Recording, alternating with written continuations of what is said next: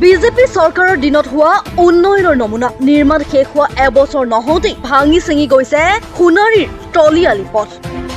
চৰাইদেউ জিলাৰ সোণাৰী সমষ্টিৰ অন্তৰ্গত অতি গুৰুত্বপূৰ্ণ এটা পথৰ নিৰ্মাণ সম্পূৰ্ণ হোৱা এবছৰ নহওঁতেই ভাঙি চিঙি যাতায়াতৰ অনুপযোগী হোৱা উপক্ৰম হৈছে। চৰাইদেউ টেৰিটৰিয়েল ৰোড ডিভিজনৰ অন্তৰ্গত সোণাৰী নগৰৰ সৈতে বানফেৰা ৰতনপুৰ চাহ বাগিচা হৈ ভজু সংযোগী টলিয়ালি পথটোৰ নিৰ্মাণ কাৰ্য আজিৰ পৰা এবছৰ পূৰ্বে সম্পূৰ্ণ কৰি যাতায়াতৰ বাবে মুকলি কৰি দিয়া হৈছিল। কিন্তু বাৰিষাৰ আৰম্ভণিৰ লগে লগে পথটোৰ বিভিন্ন ঠাইত বৰষুণৰ পানী জমা হৈ জৰাজীৰ্ণ হৈ পৰিছে পথটো। সোণাৰী নগৰৰ উপৰিও ৰজাপুখুৰীস্থিত জিলা অসামৰিক চিকিৎসালয়লৈ ৰোগীসকল যোৱা অতি চমু পথটো শীঘ্ৰে মেৰামতিত ব্যৱস্থা গ্ৰহণ কৰিবলৈ দাবী জনাইছে স্থানীয় ৰাইজে। এইটো আপোনাৰ আমাৰ এডোখৰ ৰতনপুৰ চাহ বাগিচা বুলি কয়। এইটো ৰাস্তা আপোনাৰ ভজুটো সোণাৰী সংযোগ হৈছে আৰু এইটো ৰাস্তা দি আপোনাৰ কেইবাখনো গাঁৱৰ লগত আপোনাৰ সংযোগ আছে। এইটো ৰাস্তা দি আপোনাৰ অসৰহ বহুত বিদ্যালয়ৰ ছাত্ৰ ছাত্ৰী সদিকে আপোনাৰ মেডিকেল এখন যিটো ৰজাপুখুৰী মেডিকেললৈও বহুত মানে পেচেণ্ট এইটো ৰাস্তাতে অহা যোৱা কৰে। সোণাৰী টাউন হৈ যায় আপোনাৰ কোৰ্ট কাছাৰী হওক থানালৈ হওক এইটো ৰাস্তাই আমাৰ মেইন ৰাস্তা এটা সদ্যহতে। আৰু আপোনাৰ আগলৈও আপুনি চাব পাৰে গোটেই ৰাস্তাসমূহৰ যি অৱস্থা আজি অত বছৰে বনাম বুলি কৈ চৰকাৰ প্ৰশাসনে আজিলৈকে একো হাতেই দিয়া নাই। আমাৰ বহুত ল'ৰা ছোৱালী আমাৰ মানুহৰ কাৰণে বহুত অসুবিধা হৈ আছে।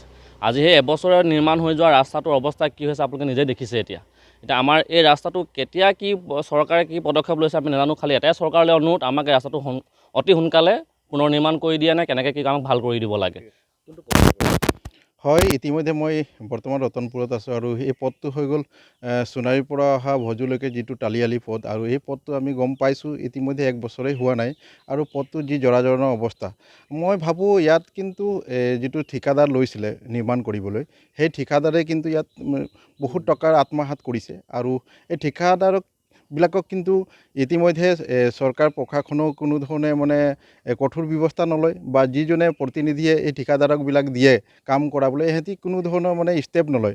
কাৰণ একমাত্ৰ মই দেখিছোঁ এইবিলাক ৰাস্তা মানে আধাৰুৱা হৈ থাকে আৰু কম সময়তে মানে ভাঙি চিঙি শেষ হৈ যায়। কাৰণ একমাত্ৰ হৈছে ঠিকাদাৰবিলাক ভালকৈ কাম নকৰে, লুণ্ঠন কৰে, নিজৰ পকেটটো গৰম কৰে। তাৰ কাৰণে আজি এই দেখিছোঁ ৰাস্তাবিলাক মানে এনেকুৱা অৱস্থা হৈছে। আজি দেখিছোঁ এই পথটোৰ যোগেদি হাজাৰ হাজাৰ মানুহ এই পথেদি সোণাৰীলৈ যায়, লগতে মেডিকেল আছে ৰজাপুখুৰী মেডিকেললৈ যায়, স্কুল কলেজ যায়, বিভিন্ন ল'ৰা ছোৱালী এই ৰাস্তাৰ যোগেদি অহা যোৱা কৰি থাকে। কিন্তু এই ৰাস্তাবিলাক এনেকুৱা হৈছে, আমি এই যিজন ঠিকাদাৰ তাকো আমি গৰিহণা দিছোঁ, ধিক্কাৰ দিছোঁ সদৌ অসম আদিবাসী ছাত্ৰ সন্থ একত্ৰিতকৰণ চৰাইদেউ জিলা সমিতিৰ তৰফৰ পৰা। আৰু মই এটাই অনুৰোধ জনাম, যিজন ঠিকাদাৰ এই নিৰ্মাণ কৰিবৰ কাৰণে এই ঠিকাখন লৈছিলে, যিহেতু 5 বছৰ হোৱাই নাই, ইতিমধ্যে 1 বছৰ হৈছে আৰু এই ৰাস্তাখন শেষ হৈ গ'ল ইতিমধ্যে। ৰাস্তাখন যাতে অতি সোনকালে মেৰামতি কৰিব লাগে আৰু সুন্দৰভাৱে এই ৰাস্তাখন নিৰ্মাণ কৰিবৰ কাৰণে আহ্বান জনাইছোঁ।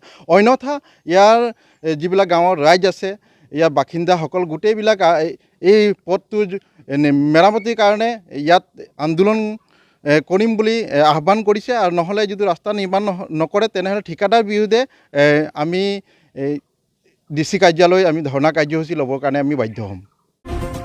সোণাৰীৰ পৰা মৃত্যুঞ্জয় দাসৰ ৰিপৰ্ট, মাই নিউজ এনি।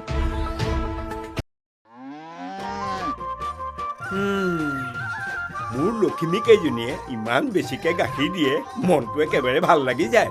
বিয়মৰ দানা খোৱাৰ পৰা মই বেছিকৈ লাভৱান হৈছোঁ। আপোনালোকেও বিয়মৰ দানা খুৱাওক আৰু এইটো বেছিকৈ লাভ কৰক।